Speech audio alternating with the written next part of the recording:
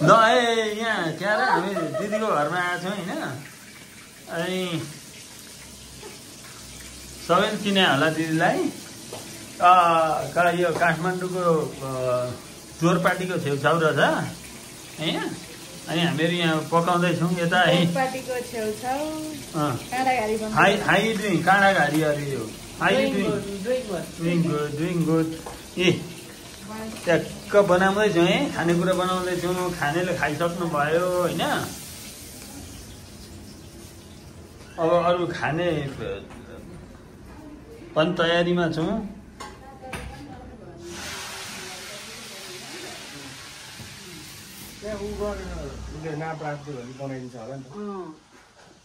यो चाहिँ दिदीको घर है दिदीको